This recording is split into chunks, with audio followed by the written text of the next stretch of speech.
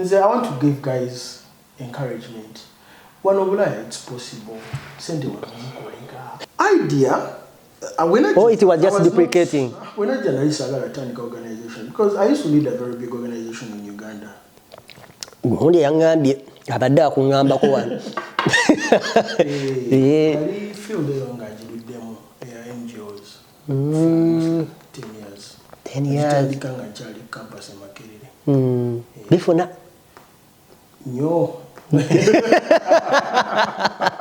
Maika to all this narrative discouraging abana bulaya yatandise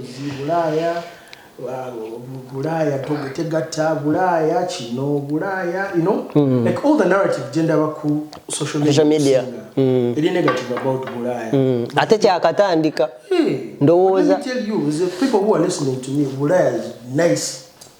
We cannot compare. If you really want to make good money, no without no gamba kati tuli mukubala deal ya kati nganze. One of my goals for this year, one of my prayers, era nchina wandika nengamba katonda Guno Omwaka nange nyamba nfune yo granting ya million ngemo ya $1. Guno Omwaka. Yeah, that's like my goal. Okiraba okisobola. Kisobokera ddala. Grant kiji wali ufunye kesinga ya sente nyingi. Kitegeeza atano wagafuna. Nedda. Grant zino gambi ziri nnya. Eriwe yajja netonnyako n'okankana wali. Ya City of Toronto. Yava bwa meya. Eyo. Nze no by the City of Toronto bwande batwako ne award. Nze nawangulako award ya City of Toronto. Naye nejirako sente nayo nga ziri different from the grant. Kati akantu ako wekajja. Si asooka najjako ezize. Nedda mukwano. So kati omuntu wagamba nti mpandika grant ne era nze wakuwa kati ku grant ne kakasa. Na mpandisa grant mbulamu bwange mpandisa grants ezisuka mu 10. Naye grant nkatono nnyo nage ejja mu bank tugeraageranyizeeko okuzibanga kale emu bweti eyinza kujjanga kisinzira grants bazanjawulo. Waliwo bayinza oyinza okusanga nga ya mitwalo 2, 3, 8, 10, 5, 25 kakadde n'okufuna grants zili competitive. Yeah. Me for the hope for refugees to jitandika najitanga mu 2023 November. Ngegwako awo. Ogo gwenzija wenyini. Yeah. Between then and now we've had like about 4 grants. Mekao. You are watching The Answer Channel, a solution to every situation. Subscribe right now. Oli muna Uganda wangalira mu diaspora, America, Canada, Australia, UK oba Germany. Ng'okola emirimu 2-3 wabula nga tofuna kadde kawummula oba kwebaka naye nga tokyasobeddwa lwaki ssente z'olina ku akawunti yo tezeeyongerako? Toli wekka, bangi kuffe twaveeka n'ebirooto eby'amaanyi wabula oluvannyuma ne twesanga nga tukolerera kusasula bills zokka. Tusuba okubeerako ne famire zaffe era nga tuwulira tetulina kye tuyinza kukola kukyusa mbeera eno wabula singa nkugamba nti waliwo enkola esinga eya franchise digital business ebaddewo okumala emyaka 5 mugumu mu nsi yonna esobola okuyamba okukolera ewantu wonna kasita obeera ne laptop oba essimu ssaako ne wifi nga okola n'omulimu gwo ate ekirungi nga teweetaaga bukugu bwonna bwa tekinologiya ng'ezimbiddwa okuyamba abajja ku kyeyonga ffe okwekolera ensimbi esasula obudde bwo wamu n'ebyo by'osobwa tukutendeka ne tukuwabula ne ku buli mutendera ng'oyambibwako abantu ab'enjawulo abategeera gy'ova tetusuubiza mpewo wabula yeno sisitimu gy'osobola okutandika okuyiga leero bw'oba okoye okukola essaawa ennyingi nga teri kuwummula nga tetulina kyolaga kizivaamu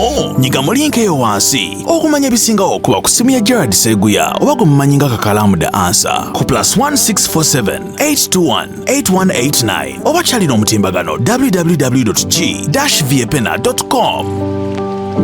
Now, before nga tunaba kugenda ku episode ya pene yonako olwaje tugenda okukwata tukwatako njagala okubatenga nzijukiza ku baganda baffe na gyemusinzira okukwatira mutulaba naddala betuwangala nabo waneno diaspora ng'oyagala okubatenga wetandikirawo ko business yo ng'olina kyeyagala okubatenga wekolerawo ng'omuntu naddala alina mindset ey'okubatenga oyagala okukola business but buli wotunulamu nko mu mbeera eya capital sente okutandika traditional business nzibu nkambwe nnyo olaba nga tekigatta bulungi otendewaliddwa ogezezzaako okubate ng'okola buli kimu kyogezezzaako okubate ng'okola sente teziwera tulo tumala bulungi mwesiganya ne famire literally oyagala ofunayooko ekintu ekyenjawulo but okinoonya kikubuze nkwanjulira enkola ya franchise business ebaddeyo okumala emyaka 5 mu gumu eyawukana eddala n'ekyo kyewalimu eno erina ekintu kyolina okubate ng'okola okufuna sente so ntuukirira genda ku website yange eya www.g-byepena.com ogendayo ojja teekamo enamba y'essimu oteekemu amannya go oteekemu ne email address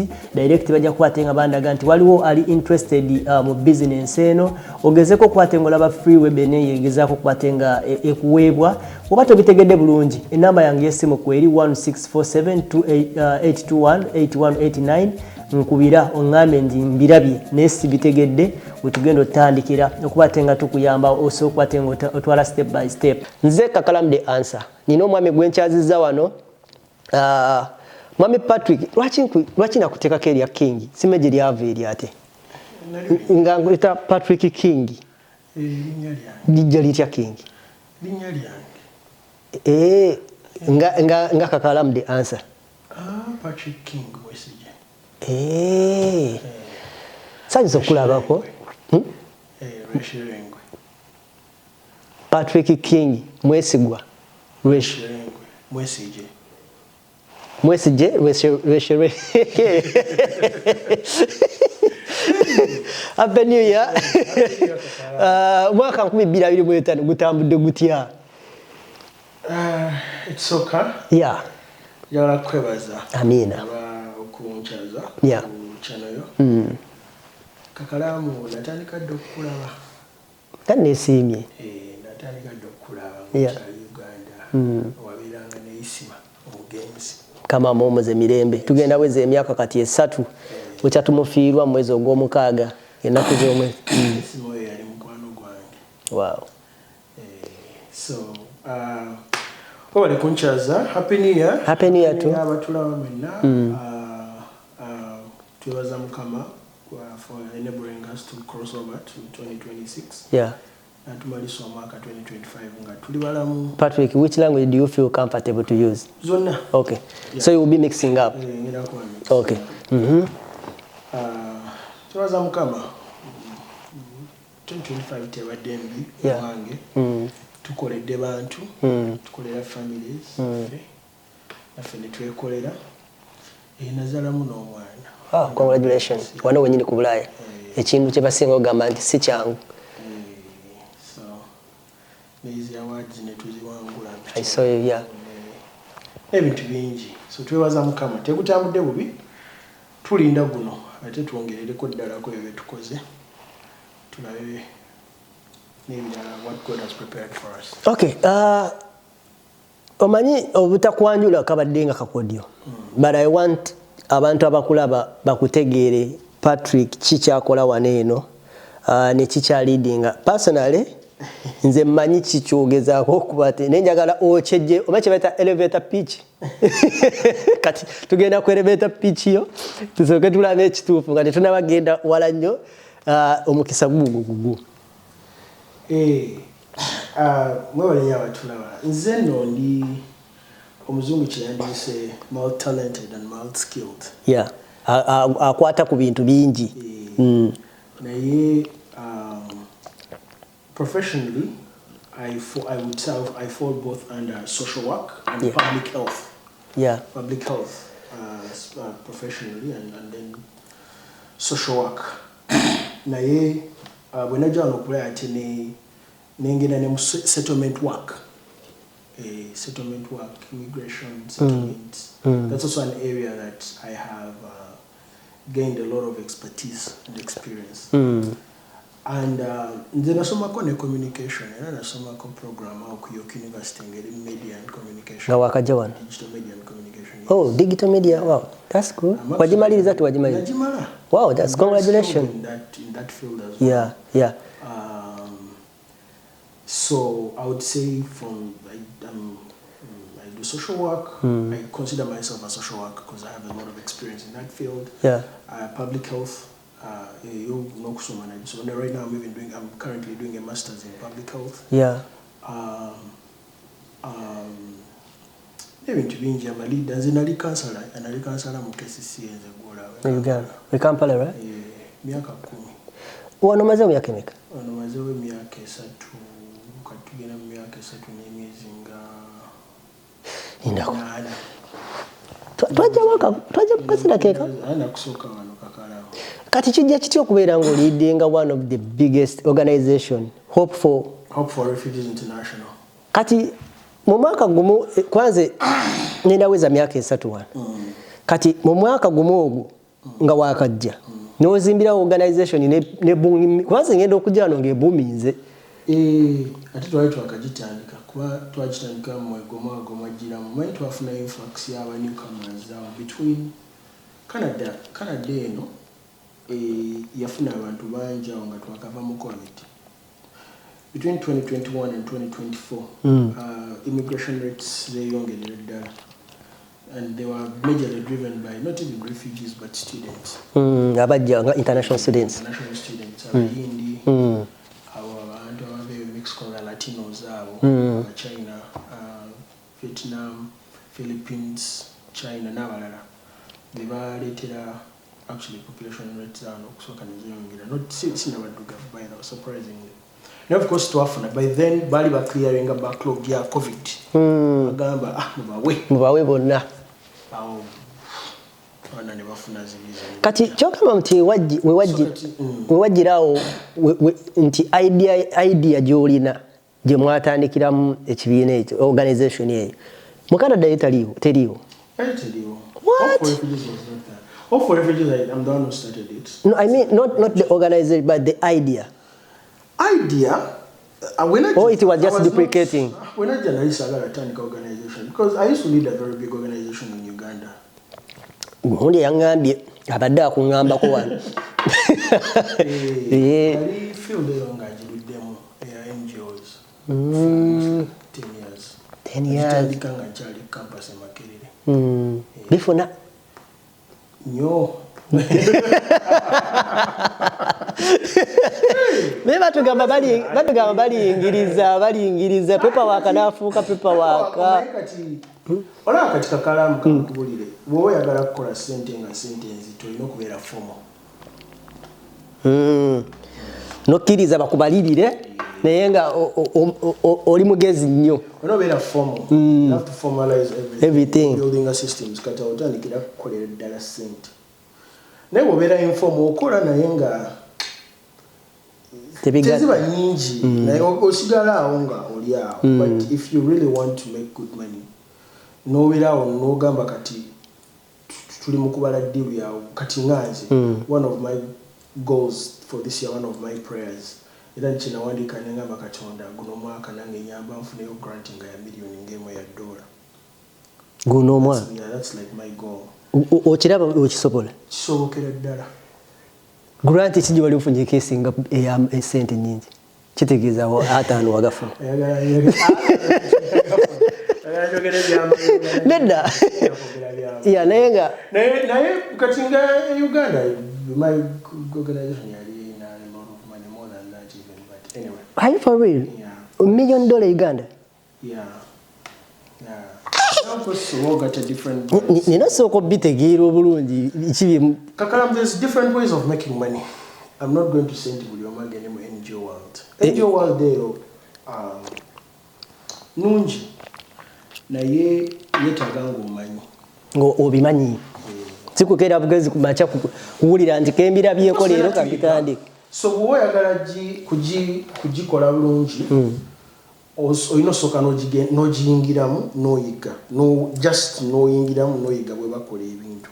Because yetaga aspects nyingi. Like me right now, I'm a very good grant writer. I'm very good when it comes to partnerships and networking and partnerships. I'm really perfect. I can establish, maintain networks, which take it. I'm good with administration work. I'm good with leadership. I can mobilize people.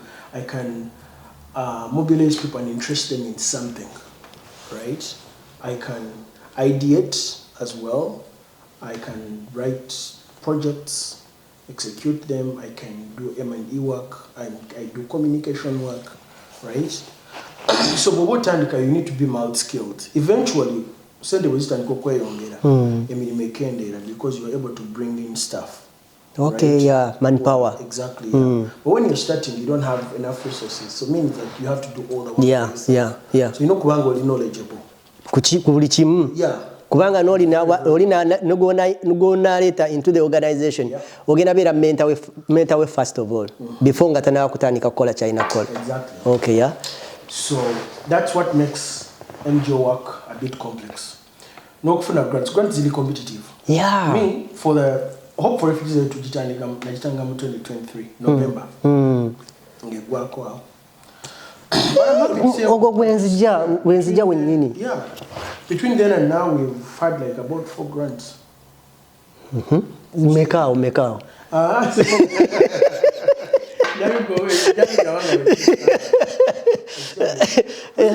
Which is honestly, but you see, I'm saying we've been able to get about 4 grants. Yeah. But if I tell you how many grants I have written, I've written like 18 grants. Oh, proposals. Yeah, proposals. Wow. Kadinozanga almost 16 zonanga teziyise. Yeah. So sagala abantu balowooze nti kiringa business.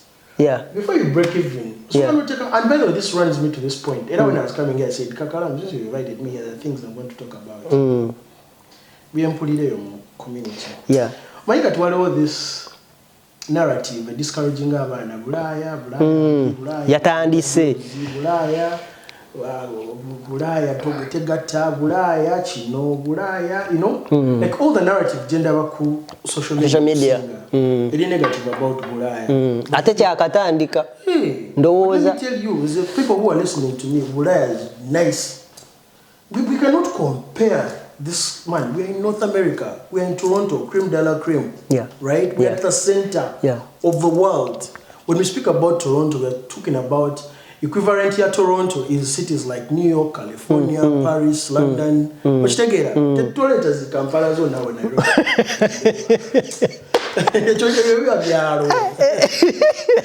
get my point.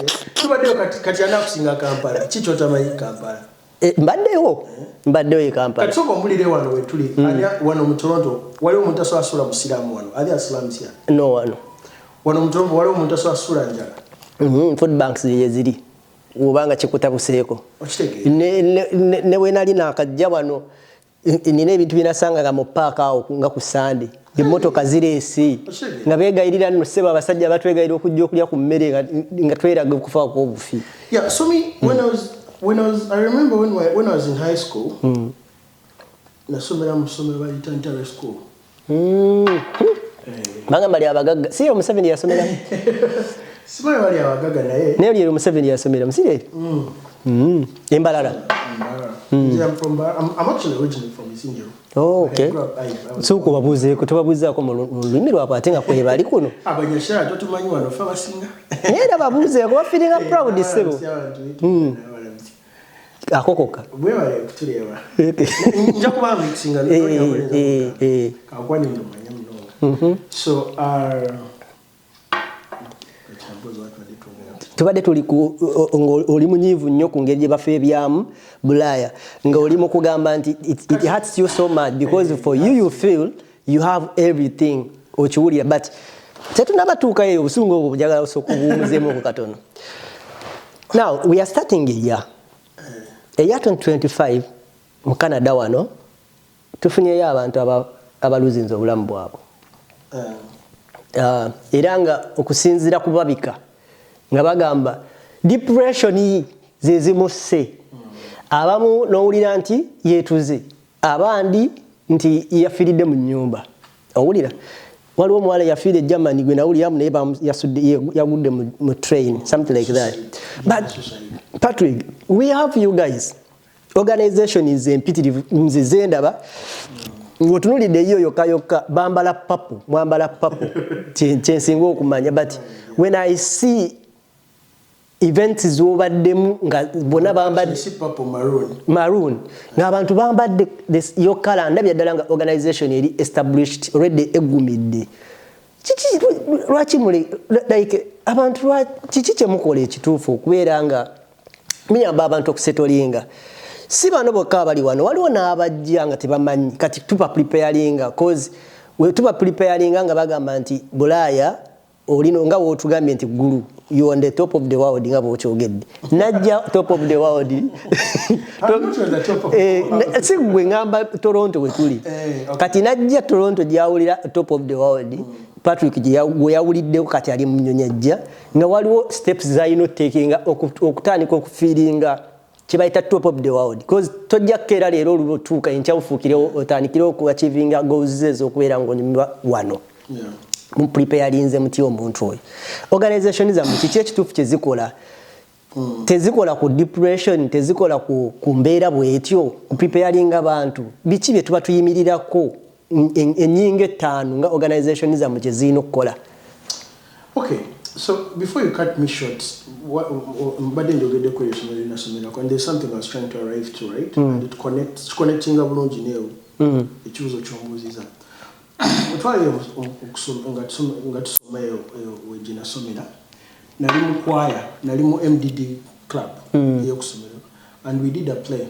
Well, a certain theater that we were doing, and it was cast at National Theater. So it was called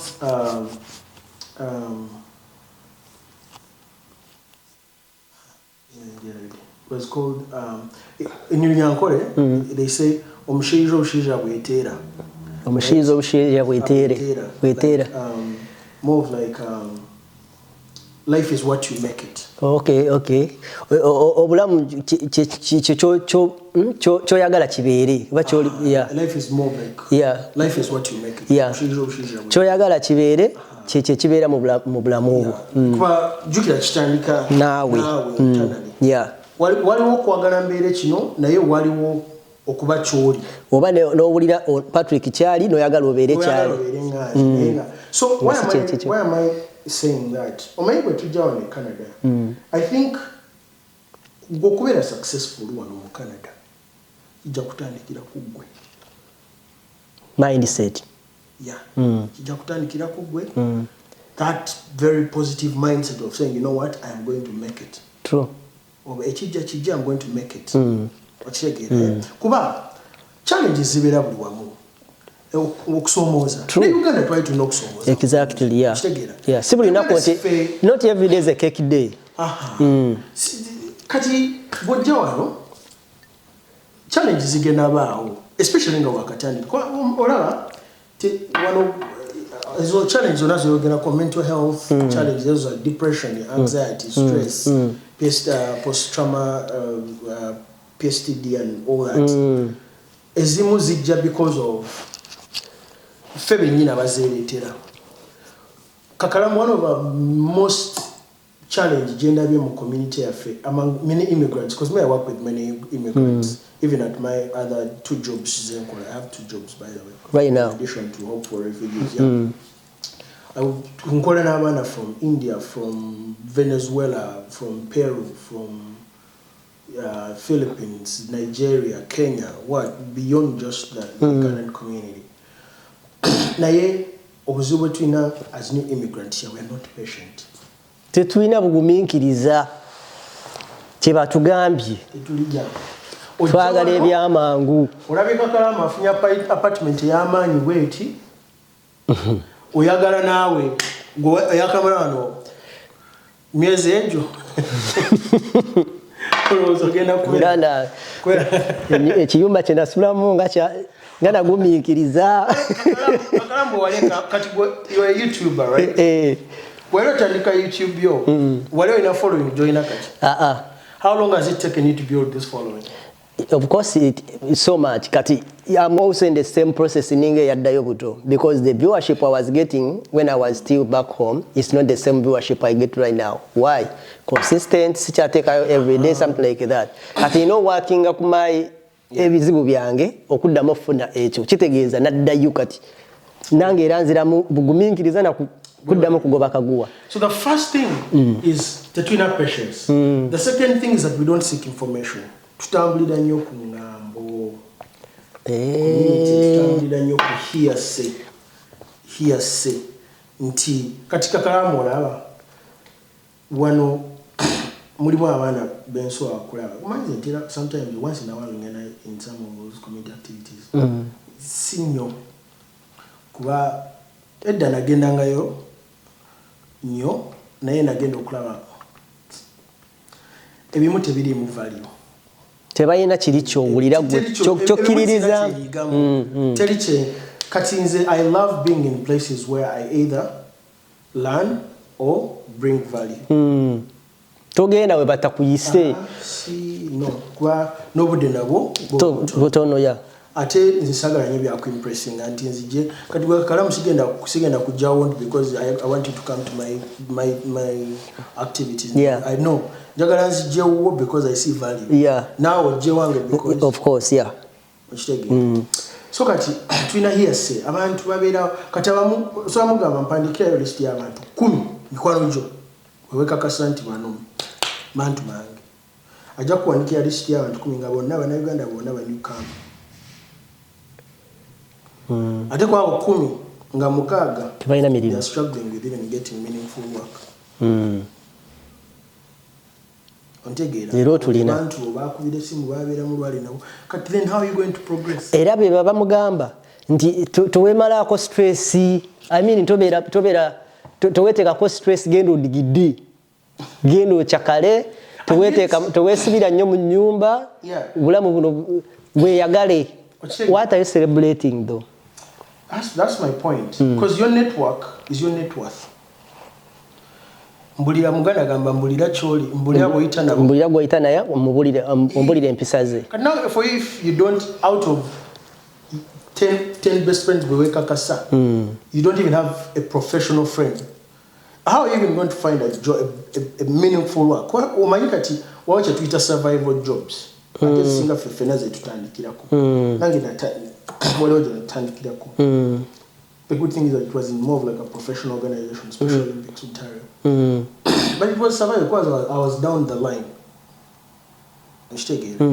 But nagukolanga manyi nti wano ndi mugenyi ndi what temporary ate omugenyi wa mangu. If they cannot raise me up the ladder because of my skills and expertise, ngenda tema. But at least I will have gotten that kind of experience on my resume. Tinakolerako wano, yeah. So it's the same thing. Kati, we are not seeking meaningful networks. Kuora the rom bade ndaba kasuku. Anyways, it's again I'm into politics now. My point is however much we have fun, you know, so katutereze ebintu ebya serious. Ontegeera then kati awo after tusagenda mu fani mu kuchakala bichi naye ng'omanyi nti wano nyina nange when serious wenfunira ensawo yange we tatulike kantandikira we nyini niyo kama yeetaaga ki? I'm going to answer that, but before nga titunagenda kunyuka makyetaaga those mistakes, fundamental mistakes, right? Utabira pressure, utabira mugumiikiriza information, you know, okunonya information obutanonya kwa waliwo community organizations nyingi zo badoyogerako kati nga Hope for Refugees. We do a lot of sessions, for example. We're not the only community organization here which is doing great. There's a lot of organizations here that are doing well, that support newcomers from zero, right? Ayagala maybe helping you with your resume nga basobola kuyamba. Ayagala maybe a particular strategic connection into a certain skills trading nga basobola kulaga otandikira, you know. Naye we don't seek that information. Tetuba wabudde olugenda ne bogamba nti ogenda volunteering oli aba abala baluwa bwet yoka kwayagala mpapula. Of course mpapula zonkulu, right? But it is beyond mpapula. Kati mpapula bazifuna nze mpapula nazifuna dda n'abalala mpapula bazifuna dda kitegeera, but beyond mpapula teri bulamu buba butandika butandisi. So the question is that ekirungi kyembagalako kiri kimu abantu bana ababeera wano babeera bakutwala process by process oba wakajja kotuuse buli kimu kiwedde omalirize ganti ate kofuna work permit oba omaze kati omalirize gifulaga nti ate kati konaageza n'ofuna empapula buli kimu kyeguddewo kati buli kimu ogenda okimaliriza nga balina kye bakusuubiza kati linda abaana bo batuuke wano obulamu bukunyumire. Actually, what Jawano, you know, my auntie, there are certain targets you need to set. Some of those targets should be immediate, mid-term, and long-term. For example, what Jawano, I want to say targets. It's okay to target that shelter. Okutandi okutuukira kyoba bakubuuza ntuukidde wa sanga shelter lawyer kibichi bova ko stage ya lawyer submission submitting bichi evidence bichi work permit like winner stages kunonya nyumba mulimu PRI you know that so when you first and foremost I think it's important to program you okumanya what are some of the community organizations near my workplace near wembeera bo bakola ki what services do they have mu program yange ya week can I spend an hour just never empty do they have an event like any community event just genda yo because that's why you start to network right true library with resources and program katinga fa wera in Toronto Public Library everywhere libraries is better with a lot of programs which you can use to network that's where ugenda funa omuzungu ategera bulungi system ya wano ngenda kukwana as a friend omukwana nabira mukwano go mutandika okusharinga kitegera that's na why nogenda ewe no for a personal friend and it is through that you start getting connections nagamba by the way nyina mukwano gwange bwati mukwano gwange running agondi wait you know it is very important to build network chilinge Uganda tubimanyi wewe ino kumanti katuba kalaamu bo oyagala diru wano oyagala kutusayo sana kifanagana muko somehow akwantu wana bisere bisinga kibera nyo professional Uganda of course omudaja kaga anti kasawa somerako ku ntale high school nti obiwa ate uyo ali mu UR eboli awo ngoyingidde yi Patrick yabadde wano nti it's the same thing right so networking eyo right nenga ngatufude ko kyekibuzo kyomboziza nti nyuka mabajani bikibe yetaga nze mukulawa kwange I think for starters newcomers need nga tujja ko of course status you need to make sure that your status is in order like your immigration status that's very important bintu bena byokolako oba mulimo bachi onomanya watu nafuna papula zo you have to not chiwo budde no mayant I'm seeking information from the right people I'm getting correct guidance from the right people kwa na bafere banji ila mi ezo kosibe kati twina abana banji bituyamba because we do a lot of support in that regard immigration ila some of sessions za for ziberako ndoza waziberanga konola like we provide very well researched accurate information munagera zimisinga naye bazigenda ko banji naye kati ekinewunyisa nakati bulijjo mbadde sikitegeeranga nti wali wakajja naye n'otandika that successful thing nkiyita successful 2022 April kati nkiyita successful because I look at the numbers bw'okuŋŋaanya bw'olina nze simanyi oba bamatiza abantu baabo mangu kubanze nali mmanyi oba omazeewo nga maybe 5 and above. 5 sinazira was a former April. Ni wabali bakwata uti amangu ago. Oba bana abantu oba community ya yaba western ndowooze banji ku. Sikulimba kwa na bamuli nedda abagundi be banji aba northern be basinga. Anyway. The chivino my affair to be bana Uganda. But anyway ngatufude kwecho. But hope for refugees tell you bana Uganda buka. Not to neighbors and numbers. We have very many. Our membership is widely spread from Nigerians to Kenyans to Ghanaians to Jamaicans, El Salvador, Peru, Colombia, India, Pakistan. All of them are. Ndabika sekuwadde butegeera kinyusi kituufu. Gwe atandika oba okisangawo. Anze natandika. But kakalamu kankubulire. You You see, there's an English saying that goes that good can never be better when best is possible. Kadem. Good can never be better when best is possible. So, Nze, when I say I'm going to do something, I aim at excellency, best. I don't just want to be good. I want to be best. I aim at excellency. Ngamba tingina kola ekintu njagala nchiwo obudde bwange nchi researching ko manye bwe bakikola manye n'abantu abalala bakikola bakikoze bata, right? Ate manye sigenda kyakivingirawo. Exactly, yeah. It's a process. There's steps then you taking to get there. Exactly. So it's the same thing with hope. I agree with you. When we got into Hope for Refugees, nze gap nali already na Ajilaba. Gap nali njimanyi information. Abana bali nga babudisa bo abetwala muti bakabinyo baludde wano bichi babayisa bubi babakola ki nga kino tekiri mu Bannayuganda bokka nabo boyogedde ku Baperu Nigeria nze sinona kumanya kati ngamba, but can't we have someone here ngali genuine who can genuinely share correct and accurate information and create opportunities nga zili real nga ta exploiting the land. Me, that's the gap that I wanted to close. Omwaka KAKALAAMU muno munsi abantu abagagga ennyo n'abantu ab'amaanyi ennyo munsi muno beebo aba-identifying a problem.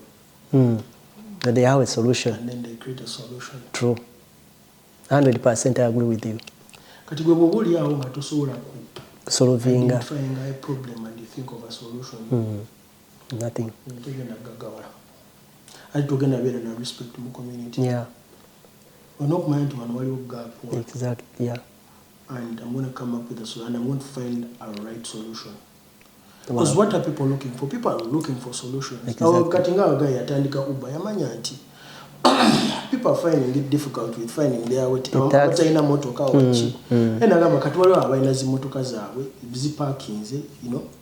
Nagamba waliwo gap awo. Ebere open for everyone. Nebirala all these Mark Zuckerberg nawe tumanya abagagga e Kampala abamu, right? Baana bakuletinga ze Amazon shop Amazon. Yeah.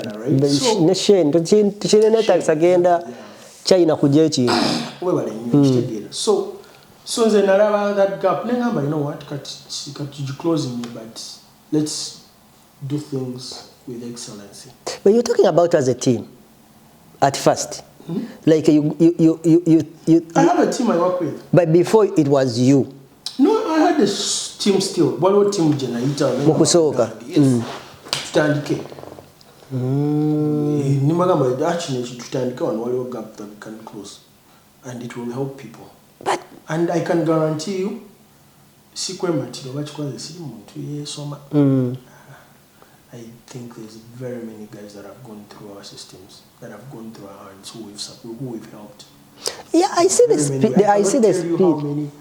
How many letters of support, how many recommendations we've done. Kati waliwo abana bafuna emirimu nga beetaaga references. I cannot tell you how many people we've referenced.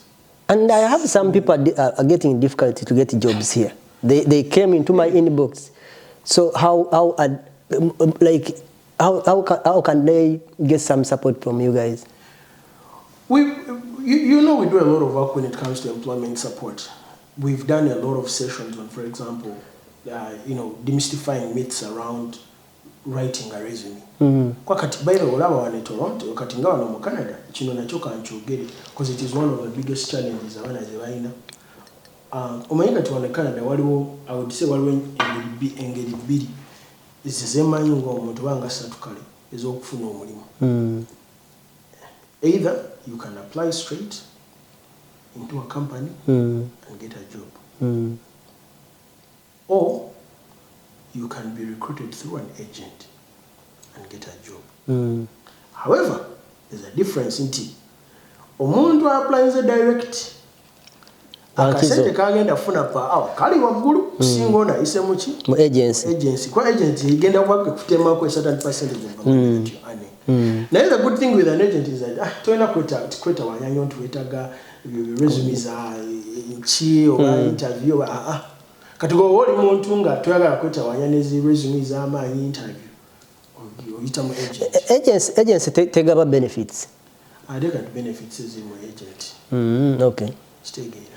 Kati difference ekyali wali eri wali ku direct. When you get a direct job directly with an institution, hopefully all those other benefits, health, insurance, contribution to your retirement benefits, and many others, right? Kati no sanga nti oli omulimu gwa $228 era omusasula $228. Na agent yagenda kufuna deals nga emirimu za $228. Ya recruiting abaana nga buli omu omusasula $223. Aliyeko omusanvu kuba mu. Ate kweza 23. Ojja kusasulako n'omusolo. So that you just have to make a choice. But if you're to make a choice, no government now how to start directing for jobs directly, then you need skills in how to write a very good resume. Ekikola ky'amaanyi. Onokubanga omanyi okuwandika resume. Nsikulimba. Okay. Nedde ekyo buli omu akimanyi nti balimba. Nina neggayo mulala gwe nali ntunuulirako gwe nali ngoberera n'agamba yabuuza abantu kiki nti okulimba mu resume bakyenyumirizaamu nga tewali akyenyumirizaamu naye nga kikolebwa. The most important thing, Kakalamu, is that you can ably articulate your skills, experience, shegera, no articulating abulungi. Naye gwali gunzise gwe nalimbiramu. Gwali gwa cleaning nembaga nabagamba je nali nkola Uganda experience je nina ya myaka 5. Byonna bye nali nkola ku radio nembaga nali cleaning.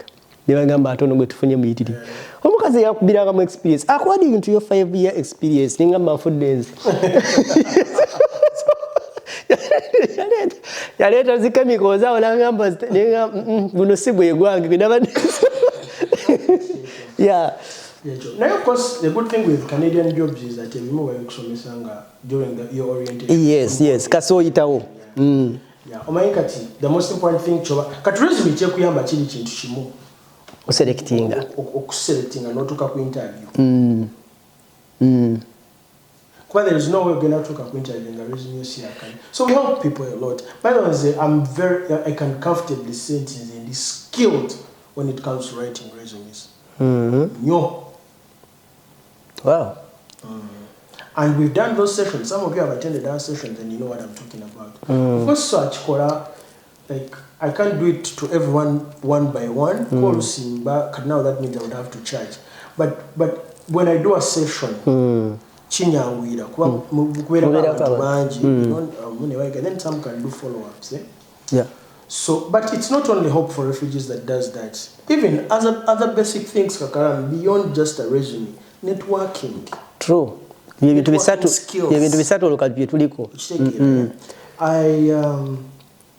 Recently there's the Jamaican, it's called the Canadian Jamaican Association or something. I'm one of their contractors in their employment program.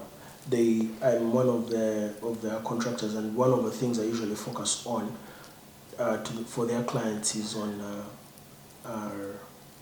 networking. Right? I train their clients on networking, building strategic networks. How you establish, you maintain networks, very important, and how you take advantage of those networks. Chikuru knew when it comes to looking for a job here. Then other things like, how do you look for jobs? Chikuru one. Emirimu ujinonyo otogisangawa.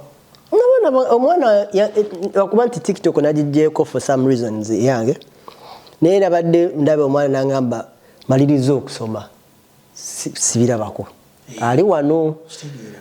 Kati nadde na interview nakoze omwana yavudde wano nagenda Prince George eyo.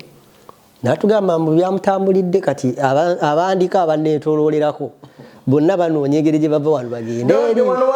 Exactly. Kakule kakala. Ne bogenda Watabawo Omukisa. Princess Edward Island. wali omukwano gwange bamuyita Henry Luyombya, very nice Ugandan guy. Abeereyo Princess Edward Island. If you're watching, erinnya liringe aliwulira alitegeera.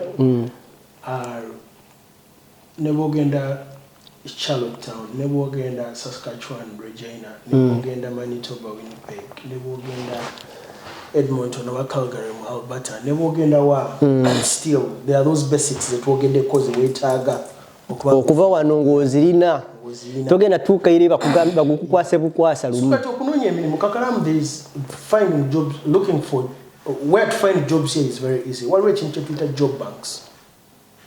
Job banks. Ne bwogenda ku internet, ku Google noteekamu Employment Ontario. Nogenda ku web page ya Employment Ontario. There's a link where you can access the job bank. Job bank is just job banks nyangu nnyo okunoonyezako emirimu. Why? Because you filtering according to gwoyagala. For example, is oteekamu construction. Ne bakuleetera egyo gyokka. Oba noteekamu maybe cleaning, Mississauga. Ebagikuyiira egyo. N'okubba ekisiimu na n'okiwulira. So ekyo nakyo how to search, job search. Era nze ntera gamba abantu nti when it comes to kunoonya emirimu, you have to do what we call a job search plan.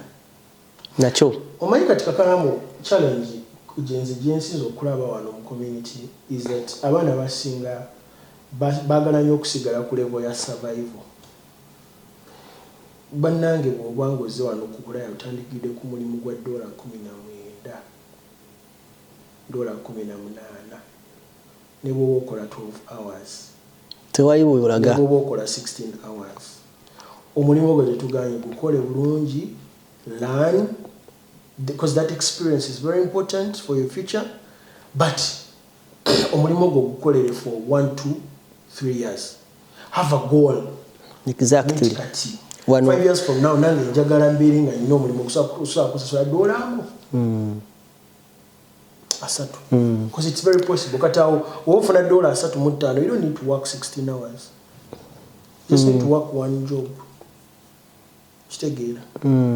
Ng'ofuna $, maybe if you're making like $6,000. N'ogattako omukyala oba omwami naye n'anoonya omulimu ne mukola 7 buli awa naye ng'ozanjula ng'oli ayanjula n'ono n'ayanjula ne mubeera b'amazima. So it's possible. Naye kati eyo narrative gyenkugamba eri online eyo very very negative narrative eyo. Yasinga otambuza Bulaya nzigula. Yes, fena tukolera deals. Ne Uganda twakoleranga. Ate wasulanga mu yabwerere. Wasulanga mu yabwerere. Ate akole n'okuyataali eyo. Wasulanga mu z'obwerere. But still. Eza government.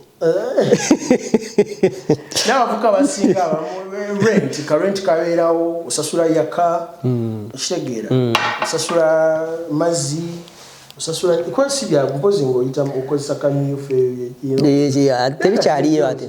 Like the concept is not very different. Asula ekololo ayagala ate asasule sente zezimu ng'asula ekabwempe bwe buzibu bwe buli. Omanyi kati waliwo omuwala gwe nali I was watching some lady where I don't even remember. Ngagamba nti one of the challenges we also face is but we have not learned and adapted on how to live abroad. Yina simple lecture ndala kati eri awo. Ogyetaaga. Tujja wano ne tusigala mu mbeera y'ekyaddondo. Naye kati ndowooza mu kwogerako oli contented ne Bulaaya wano. Nze Bulaaya njagala nnyo. Owulira. There's a lot of opportunities here. You cannot compare. There's no way. Era kwatako na million ya Uganda bali. Era osigala wano owulira. You cannot compare. There's no way. Okay. There's absolutely no. Uganda has opportunities siganye. Uganda fe inze mbali ubisali sabali mwa abali. Bantu bangi ate oyogera bwotyo nkiwulira. Okay. Yani wano ndi okay. But we all want to be somewhere. We all want to be better. Yeah. Yeah. But you see, that survival attitude, there are 3 steps in human development. One stage is survival. That's why some of these jobs is a tutandikira ko bazita survival jobs.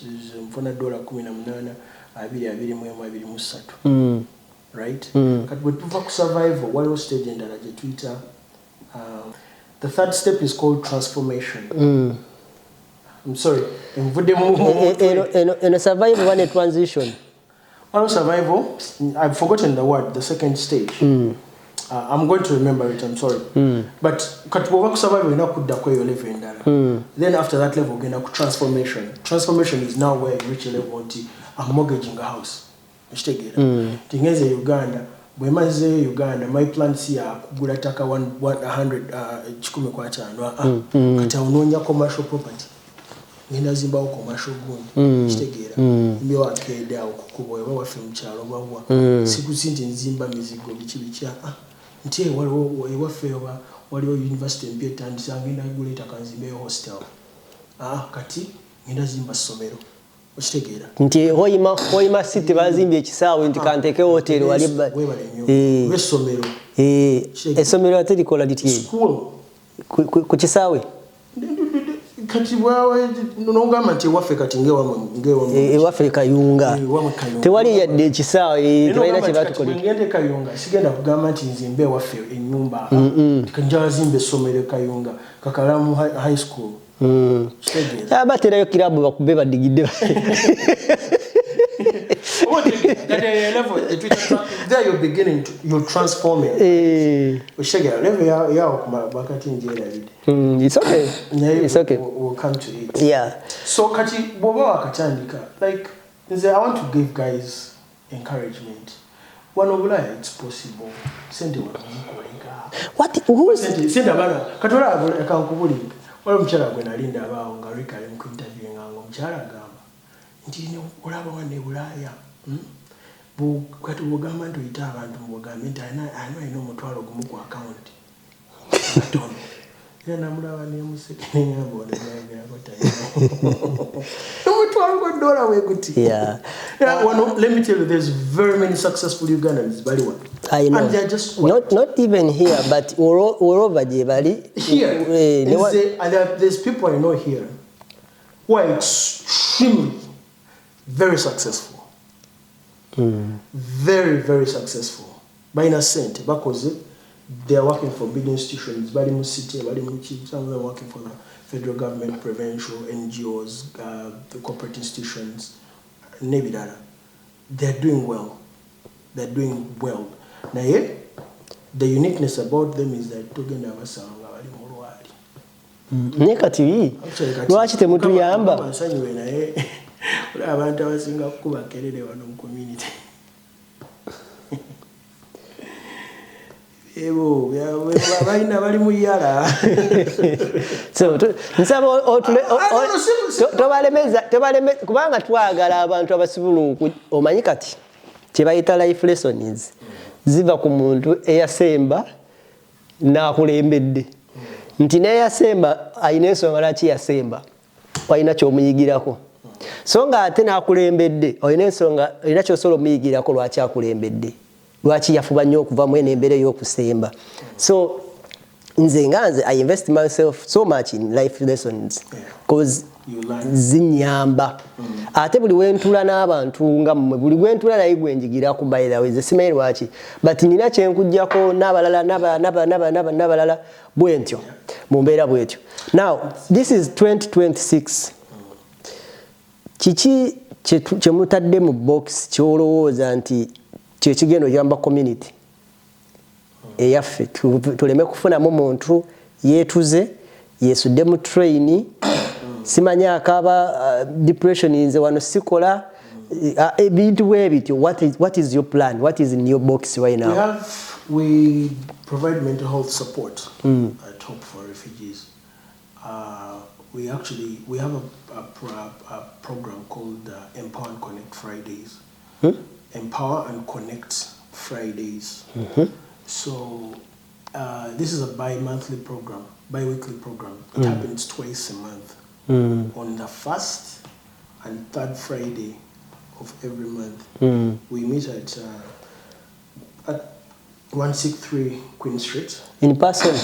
It's both. It's hybrid. It's both in person and virtual. So natandika okujjayo nange jamu kakalaamu naye ne wowe inawo obudde tutandika saa 12 Friday ebeera first and third Friday of every month. Tumeetinga, we have sessions kusawa meka peer support tutandika saa 12 paka saa 3 ez'ekiro. Actually njakubeera ku ya hybrid. We are even going to make it more fun. Because tugenda kubanga tulinamu kati ngazi movie nights, tugenda kuba tulinamu open mic. Wale ayadda tugamba nti crash temuteekako ne bar. Bejja kyonoona. Tujja kulaba but kati soke tufokasinge tukole ku so we usually have sessions on mental health, on different topics, right? At the time we even bring in experts. True. Right? And talk on how to address depression, for example, and sharing our resources, right? On, for example, suicidal thoughts. There's a lot of support here. The moment you have Ongolia, you have those suicidal thoughts, there's numbers you can call, right? And they just reach out to you, they support you, they help you.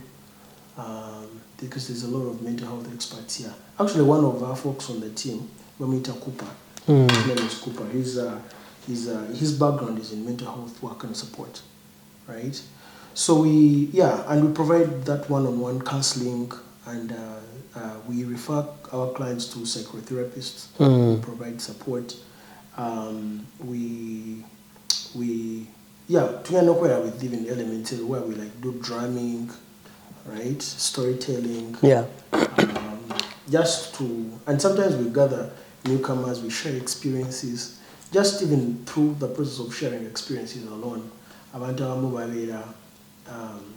Inspired. Some of them get an opportunity to open up on some of the things they've been going through. So we create that as a safe space, a safe and bold space. It's inclusive where folks come. We don't judge. Make it community. Community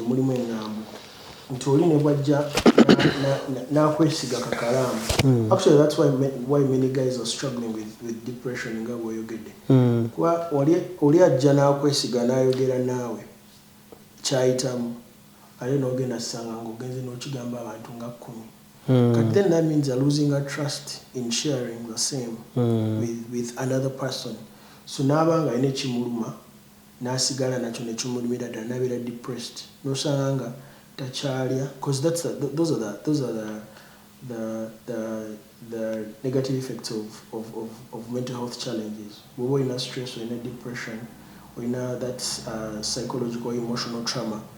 You find you lose appetite, you lose sleep, you stop trusting people around you. You become unproductive at work, even in social life. You even lose sexual urge. So, but when you come to, for example, like Empower and Connect, because we are trained. Me, I'm a professional, by the way. So in the interview, right? You come to our spaces, we share, we learn, we support you, we refer you where we can. You get enough, we share opportunities. You can even volunteer with us as well and be active, or refer to other organizations that you can volunteer with and be active. Right? There's very many opportunities here in Toronto. True. Era wakumbadde nkugamba nti omuntu ali awo n'ogamba mbugwe ebintu emusagala byogerako samubajja kugamba njogera kakalaamu naye the truth is tukirize tugaane nti abo abantu ababeera awo oluusi nga bali awo just bali mukerere nga bwe basingamu bwayala. Mu myaka 3 through this organization gy'otambudde najjo muntu ki wamanyi gwali osisinkanye nawe noweewuunya n'ogamba oh my god nze ani Patrick yakajja wano atuuse kuona omuntu Kalaamu nsinkanye abantu bangi ab'amaanyi nze naliko ne Darkford oyo ye premier wa Ontario aba ye kibanga governor premier Darkford oyo naliko nenjogera naye for like 5 minutes Laira. Funny contact personal one, like I would say maybe like a personal secretary. Nifuna contact your personal secretary so I can get in touch with him directly if I want. Naikati right now sina manya cha kumusaba cha kumugamba because what I would have wanted would be grants for my organization, but I was referred to Ono Minister wa Gender, Youth and Economic Development.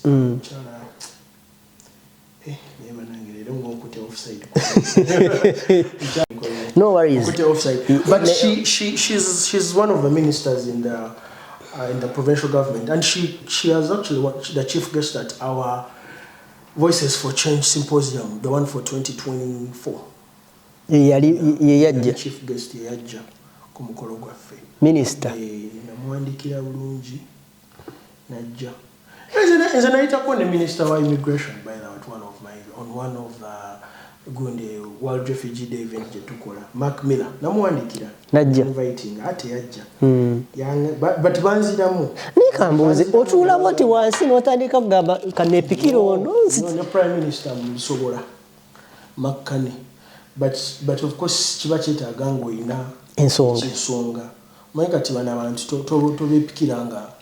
Kwa government nze mba njagala substance. Wakati oli agenda ku receiving invitation yala benga byomuyitiranga temuli. So lwakuba boyagala. Kati when I invited Charmaine, actually her name is Charmaine, Minister Charmaine Williams. When I invited her, first and foremost, she's the minister in charge of women, gender, and socio-economic development in Ontario. I invited her for the Voices for Change Symposium on ending gender-based violence. It was during the 16 days of activism against gender-based violence on November. Narina come meeting out City Hall because I sit on a committee City Hall area around gender-based violence-related issues. So, katina yaberangawo. And I introduced myself to her. Namugamba, by the way, there's this event that we have. We want to invite you. Nagamba, yeah, please invite me. Namboininga email. Narumba. Yeah, Nagamba, okay. I confirm I'm going to come. And of course, Nebambuzi between what's the event about, program, ngenda kogera kuchi. Bazunga wali very organized. Era wabagenda kujabira sure anti kino nekino. Bamutegeera bo wabayitira bo. Bamutegeera amakulu gayina bo wabamuyitira bo like. Abana baliwo bangi. Era nebifaananyi. Ogenda bipeza ngenda kubiteera inabiteekera y'abantu bageze kukwatinga balaba abana ne bajja ne bakuza ebifaananyi abamu ne bafuna contact naye mukati mu bufunze Patrick ne ba MPs bangi wano benkolagana nabo but I'm a member of the Liberal Party one. I'm a registered amangu ago atayingira ebyobufuzi ndi member myaka esatu wegiti I'm registered. I also contribute because I align with the values of the Liberal Party. Because Liberal yeringa yeruddewo wano mu buyinza. Now I think for me it's more about values. Because in the Liberal, me I'm not conservative. Liberal, no. Be open to that. But me I've been a human rights defender from a long time ago. I've been a human rights defender. I'm a human rights activist. Human rights is central to what I do. Values is inclusivity, equity, nebidala. Ngamotadene integrity nebidala byonna. Kati grant zino gambi ziri nnya. Eriwo yajja netonnyako n'okankana wali. Ya City of Toronto. Yava bwa meya. Eyo. Nze no by the City of Toronto one day batwako ne award. Nze nawangulako award ya City of Toronto. Naye nejjirako sente nayo nga ziri different from the grant. Kati akantu ako wekajja. Si asooka najjako ezize. Nedda mukwano. Zizikola programs z'obulaba. Kati gwe byo chechi bikola. Zero z'olaba programs zetukola abaana ne bajja. Because ebiseera ebisinga tetucharginga for our programs. Session is ezo. Emmere, Presto. izo software ezo ze Zoom chibi buli kintu kyonna kyakusasulira naye olina okukola paperwork otemetemege gyozisasanyizaamu nga tebanakuwa grant oba olina okuwa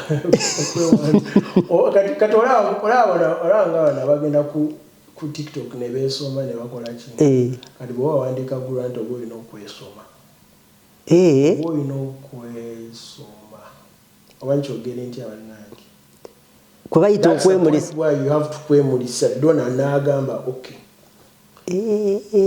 kibanga bw'oba okwana omukazi okwana omusajja I don't know whatever n'ogamba ono nja mukwana lwampaka nja kumenga sure nti anjagadde kati ne dona ndoza kankyogere bwekyo oyinza okuzina amazina aga buli kika bategeere nti bazina abangi ate nga yinza okuba idea almost zifaanagana so kati omuntu wagamba nti mpandika grant era nze lwakuba kati ku grant nekakasa mpandisa grant mbulamu bwange mpandisa grant ezisuka mu 10 naye grant katono nnyo ati ejja mu banki tugeraageranyizeeko okuzibanga kale emu bweti eyinza kujjanga kisinziira grant zibazanjawulo waliwo bayinza oyinza okusanga nga ya mitwalo 2 3 8 10 5 kakadde kisinziira kati waliwo grants za federal government ate byanjawulo waliwo kati wano wankyogere nti abanange kireke oba toyagala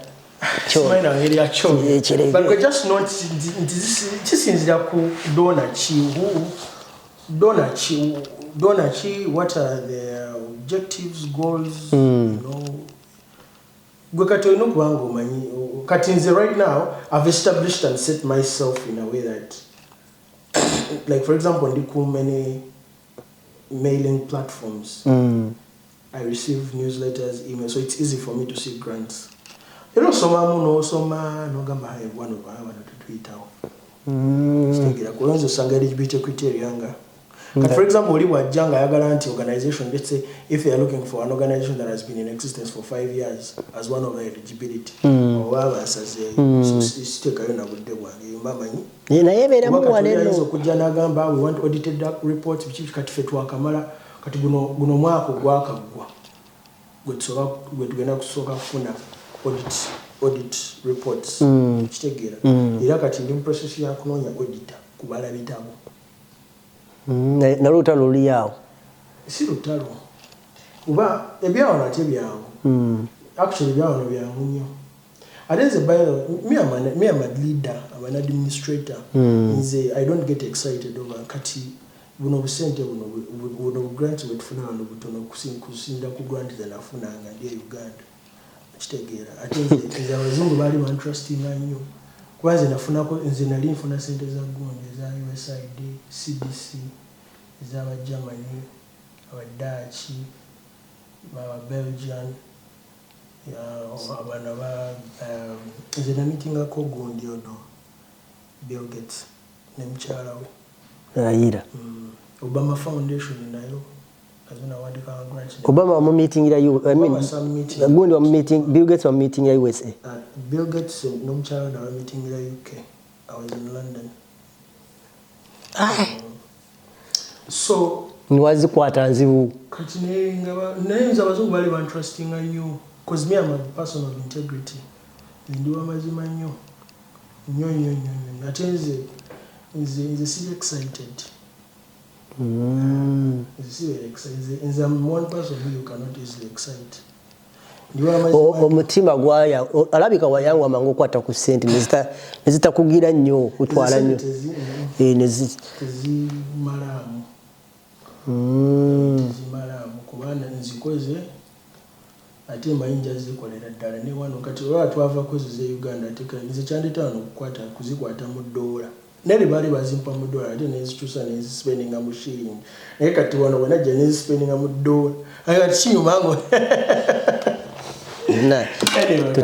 tutandike organization bannange akakalambuli omutaka nsoko baweeyo oko katiipu awo ka step by step omwana ali eyo naye ayiiya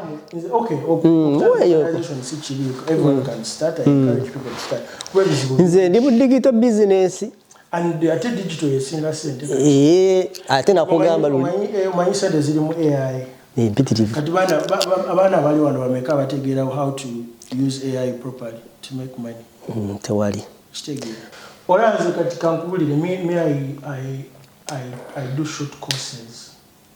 Every 3 months, I want to make sure that I've done a short course in something. And not already category. Engage with masomo ko digital. Ebe kulimu. Ebe koma wachikoma kwa. That's another thing, Kakala. We need to seek knowledge.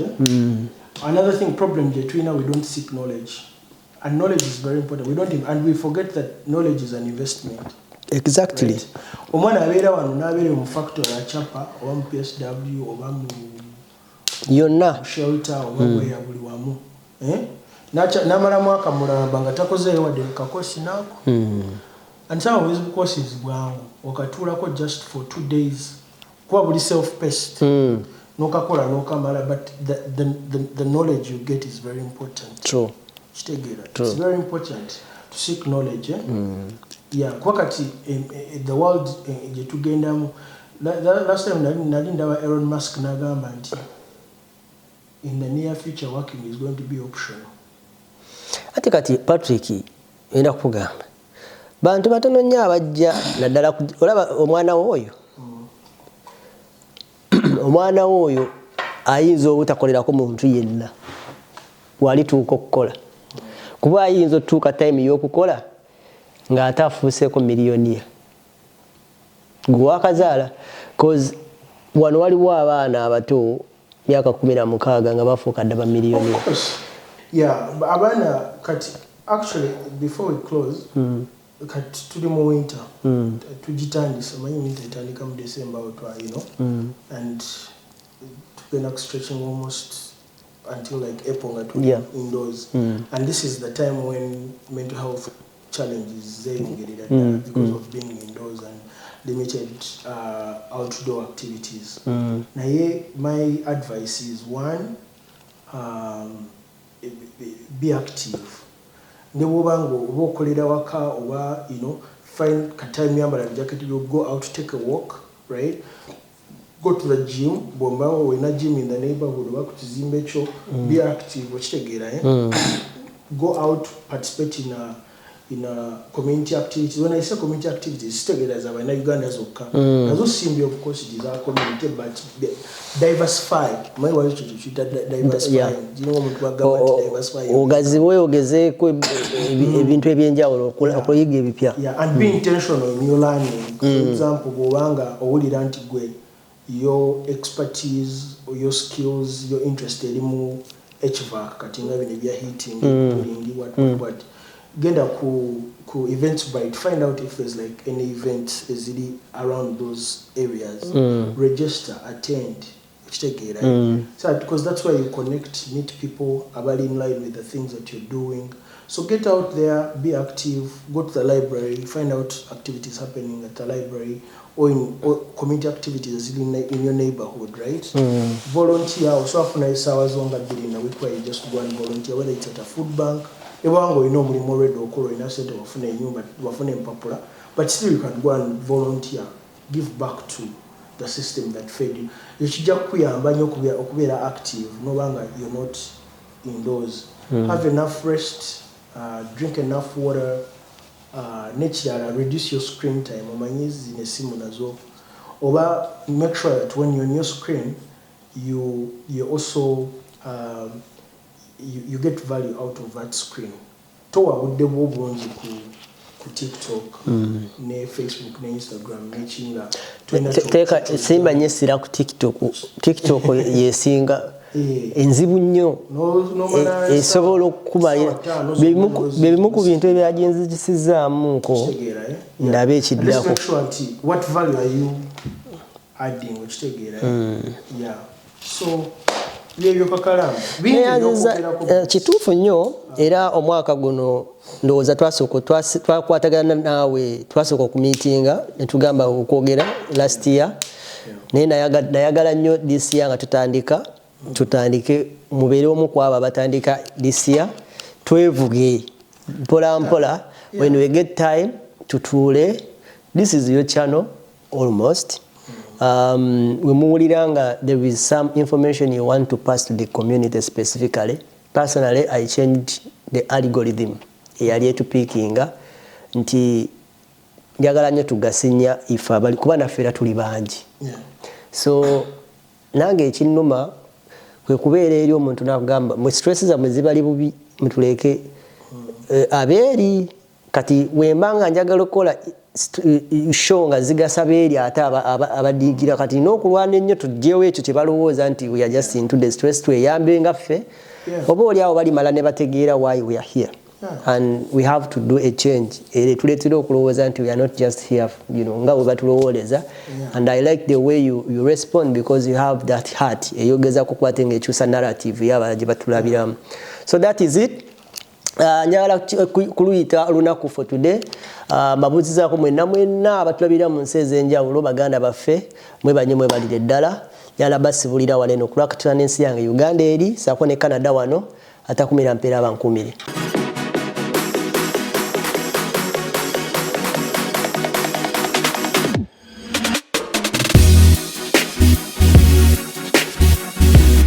The Answer Channel, a solution to every situation.